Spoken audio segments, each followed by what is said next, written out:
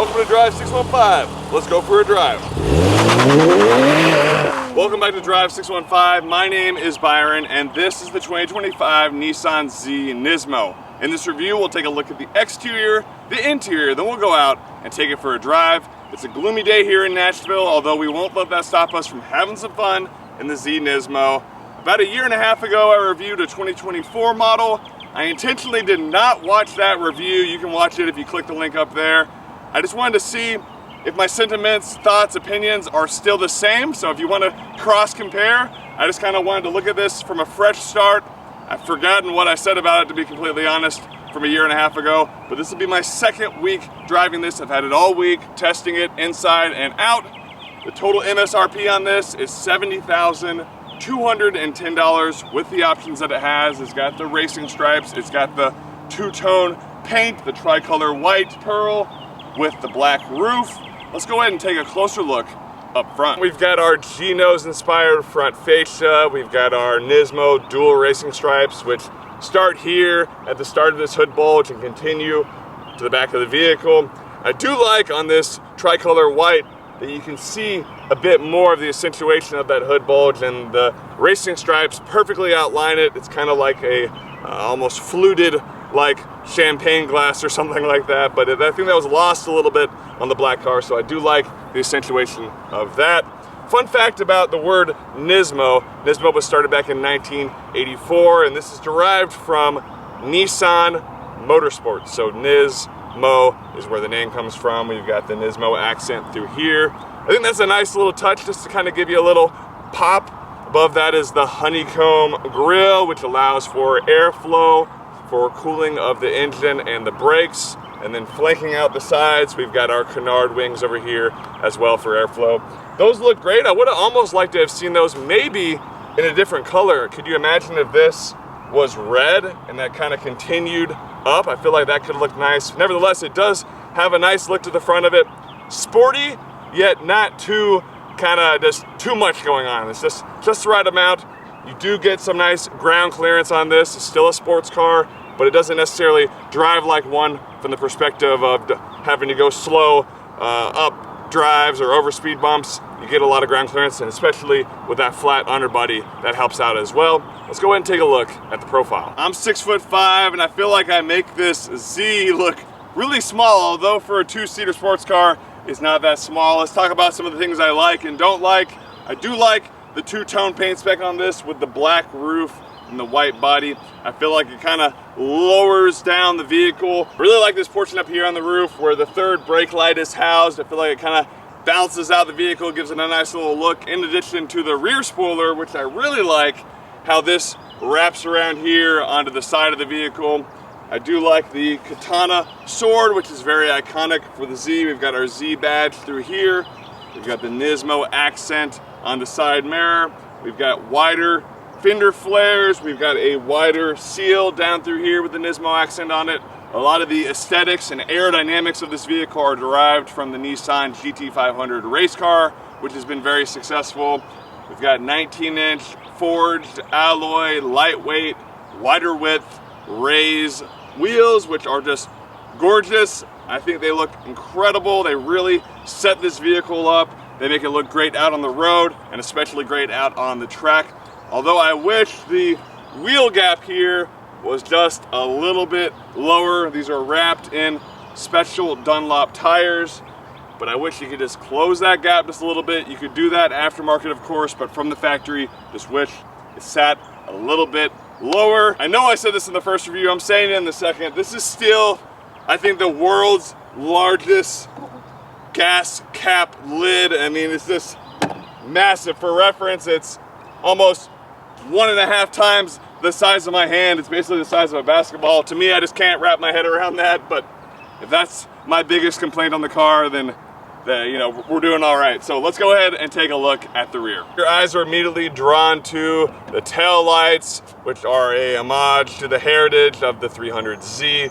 Very iconic. I love these. I love the rear spoiler again, how it kind of wraps around, accentuating out the rear of this vehicle. You got a lot of accentuation down through here. This is a functional airflow back here on the rear spoiler, so you can see straight through there. So again, a lot of thought and crafting went into this vehicle. You got the red accent through there, you got the Z badge.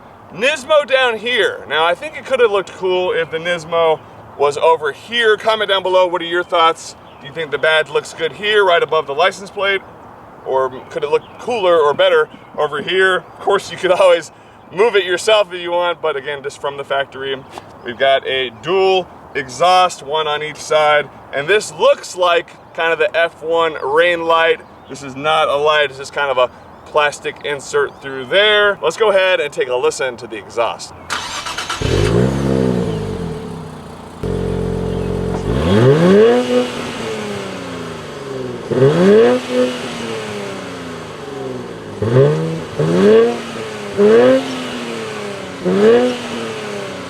I switched the car into Sport Plus mode for that. You heard a little bit of burble. It really sounds good when you're driving out on the road. You hit some downshifts on the paddle shifts. That's when the exhaust really wakes up, in my opinion. Let's open up the back hatch. You can do that from the inside button, the key, or under the Nissan emblem there, and that'll open up, revealing a decent amount of trunk space. Now that is connected to the rear of the vehicle. There's no disconnect there. You get this little bar across the center. Your space is a little limited by the bump outs here on either side, and if we pull up these carpets here in the rear, that's going to reveal one of your Bose speakers, as well as a little bit of storage for some items as well. Let's go ahead and take a look at the interior. I will mention there is no soft close of the rear hatch. There's not even a place to put your hand really, so again, you're gonna have to touch the paint or pull on this and kind of get it down that way. Let's go ahead and take a look at the interior. Let's go ahead and talk through what I like and what I don't like about the interior, but we'll start off here with the steering wheel. Absolutely love the feel of it. I love the Alcantara there. I love the 12 o'clock center marker. It just feels perfect and it's just very race inspired. The little bump outs here, just the perfect amount of hardness and softness. You kind of get a little bit of both that leather and that Alcantara up at the top, but there's a great grip there at 10 and 2. Feels amazing. If we take a look here through the door panel, bottom portion is that Alcantara, upper portion is that kind of a plasticky feel, but feels all right. Let's go ahead and fire it up here, push to start. You'll get your little Z Nismo graphic there on the center console. It's very responsive. Hit a few revs here. If you haven't already noticed at this point, I had to switch to different recording because my microphone was not working, but we've got 3 different gauges up there, and I feel like that's fine, but some of this is kind of overlapped with what's in the screen there. So for example, the boost PSI is also up there. It looks cool, very race inspired, but it's nothing that you couldn't get from the instrument cluster. Let's take a look at this. Love the seats, Recaro seats with the cutouts up top, Nismo badging in the top, and it's that nice blend of the leather, the Alcantara, and the cross stitching. The bolsters were pretty firm. They actually kind of felt them a little bit on the side. I'll talk about that a little bit later. Down through there, you got the wireless charging. That's where you can change between the different modes. USB-C and USB. Climate control. Very responsive screen here. Feels good. You got some hard keys at the bottom. Sound system was good, but I didn't spend a whole lot of time in there. It felt pretty soft as far as this little screen goes. I talk about whether it's buttery smooth or not. Got some storage in the back there. I didn't utilize that at all myself. Some little cubby pockets right there in the front where you can store things as well. And again, you can see that bar through there that I mentioned.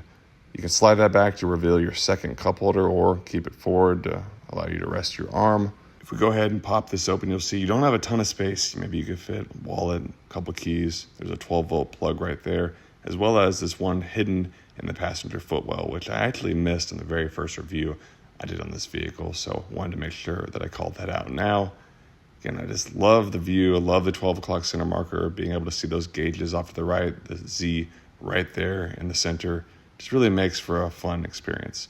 Now, something that was hard for me to figure out was how to get it into neutral. You pop it up there, press the button, it'll go into reverse. If you push the button down, it'll go into drive. But getting into neutral is kind of tough. You kind of have to do a little half push. Now, I only spent a week with it. If I spent some more time, I feel like I could get the groove of it. But nevertheless, with my time, that was something that was a little hard to get used to. let's go ahead and take it for a drive. Behind the wheel and on the road in the Nismo, what are we working with underneath the hood?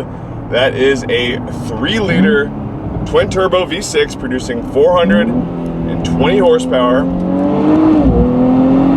and 384 pound-foot of torque. And man, this feels quick, this feels fast, this feels nimble out on the road. It feels responsive. It's a fun driving experience for, again, 420 horsepower. You know, I think this day and age, the thing that's interesting is that with low numbers or high numbers on the horsepower, just depending on how well they, you know, manufacture and modify it, it can really make a huge difference. Oh, woo! Back in, kicked out a little bit there. I'm driving in Sport Plus mode right now. It's the only way to drive this car, in my opinion. Hitting the paddle shifts on the steering wheel mounted paddle shifter. They feel good. They've got a nice texture to them. They don't feel cheap. They feel just solid. You know, I really like them. I can get a full 4-finger grip on it. Ripping it here into third and second. Golly. Again, that exhaust sounds so much better when you're driving, because it really just kind of opens it up, and just sitting still doing the revs just doesn't do it for me. But yeah, this is fun. This is very fun. Let's talk real quick before we do any more driving, what it's like from a comfort perspective. I'm 6'5" again. My legs feel fine on, you know, as far as leg room. This is the manual adjustment seat. It's max back as far as I can go. Headroom is all right. I got, you know, maybe an inch, so I feel a little bit cramped in that perspective. The Recaro seats are nice. They look good, but I think I've gained some weight. I definitely have. I've been working out hard. It's all muscle is all I've gained, but I'm up about 20 pounds, and it definitely feels a little tighter. I can feel it a lot more on these side bolsters. They are not adjustable, and I don't think when I reviewed the one a year and a half ago, I felt this kind of tight. So if you're any smaller than 6'5", 220, you should fit in it real nice, and this seat will really feel good. But for me, I just feel a slight bit cramped in it, but otherwise I feel good. Visibility is really good. The blind spot out this side though is just terrible. I mean, there is that side window behind the B pillar, but it's you can't see it. At least in my position, I can't see it. So if you do the over the shoulder, you're gonna barely see a little bit out of there maybe, but you know, it does have this little light here on this inner part that'll light up if someone's in your blind spot. So you're good to go there, and I'm just got that habit of looking over the shoulder, but you can look here. You know, again, pretty simple on the interior. The main thing I've been focused on this week is just the driving experience. Haven't messed around with the radio a lot, or just anything really. I've really just been putting in Sport Plus mode and just ripping some upshifts and downshifts here. We're gonna do a little lunge. A little bit of wheel spin. Now, it's a little bit damp out. It's been raining all week, but it, you know, it spun wheels a little bit when it was completely bone dry. So keep that in mind, that you do need to be careful, especially once you turn off traction control. Then it's, you know, no holds bar, anything can go. The Nismo engineers help create a quicker response and increase power flow all the way to red line. So it continues to build and doesn't just kind of taper off. So it's really exhilarating as you're riding up to that 7,000 RPM. And of course, the little lights above the suspension is incredible, in part to having larger diameter shocks and higher spring rates. So you really feel like you're out on the track, even when you're in your day-to-day setting. This is a fantastic vehicle out on the track from everything that I've heard, but just imagining it based on how you drive it on the street, it would tear it up at the track for sure. 9-speed automatic transmission is the only way the Nismo is offered. I have driven a non-Nismo 6-speed manual on the tail of the Dragon. That was very fun, but these paddle shifts can be just as fun as well, and takes a little bit of stress out of day-to-day, especially if you're in stop-and-go traffic. This would be a nice daily driver, although without having that separated rear trunk, if you got a lot of stuff, it could be sliding around between the cargo nets, or just sometimes having that disconnect is nice if you're going to and from the office. But nevertheless, it's been comfortable driving it all week, and I've enjoyed my time in it. Mostly, I've enjoyed driving spiritedly in it. As you accelerate, it's like almost like a tunnel of sound kind of rushes up from the rear of the vehicle. You don't get much engine noise from the front. It's all basically from the rear, so you don't hear any turbo noises, at least I don't. I do like seeing the gauges up here, but I haven't spent as much time looking at those gauges. Typically, I'm looking at the ones right in front of me. A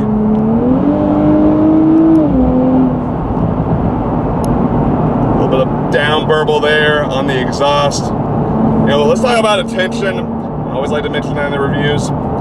Didn't get much, honestly. I don't think people really realized maybe what they were looking at. It didn't get a lot of looks. No one really talked to me about it. No pictures that I knew of. I did have a friend who's very into Nissans. He loved it. He took photos of it. I took him for a ride. He thinks he wants to get one. It's awesome. But I think outside of the Z kind of Nissan community, people might not know what it is. People certainly probably wouldn't think you spent $70,000 on it, which is fine if you are into this scene and, you know, just kind of having a track car that you can drive on the street. This is probably the perfect fit for you. And you know, I've enjoyed it actually still, regardless of not getting any attention. I've been driving in Sport Plus almost exclusively, and the nice thing about that is it gives you 50% faster downshifts, and it employs a special logic which gives you quicker in-gear throttle response. So it never feels like this car is lagging at any point. It always feels like it's on, and you can just blip the throttle and it's ready to go, which is kind of nice because on turbo cars sometimes you feel like it's got a bit of turbo lag. This I really haven't experienced much in the week of driving it.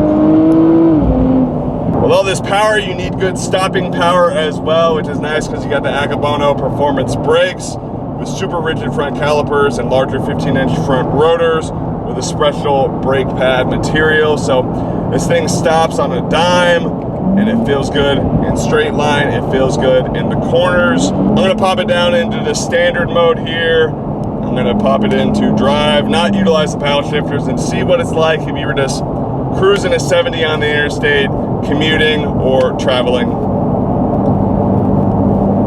A little bit of road noise. You know, the cabin's not completely soundproof. Still hear a bit of the exhaust, but it's not like an annoying hum or drone. Yeah, overall just comfortable. You know, I feel fine. Aside from just a little bit of pushing in there on these side bolsters, I'm feeling good, I'm feeling fine. All right, we'll pop it back into Sport Plus. We'll hit some quick little downshifts. I wish you could hold the paddle shift all the way down and it would find the lowest gear for you. Sometimes on cars it'll do that. That way you feel like you're not going down too far. This one, when you do that, it just puts you back into drive. But if you pull back on this, that puts you into manual, or you start utilizing the paddle shifters, that'll put you into manual mode. But it won't let you go too low. So right now I'm gonna get off here. It wouldn't let me go into second because I was going about 50 miles an hour. So it'll still limit you. It won't let you hurt the car or mess up anything, which is very nice. Sometimes, you know, with everything off, you can kind of hurt it like in that way. So that's nice that it gives you that protective layer.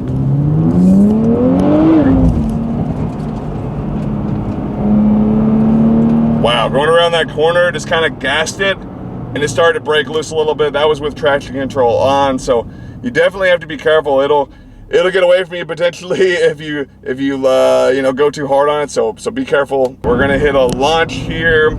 Traction control is off. I'm in Sport Plus mode. 3, 2, 1.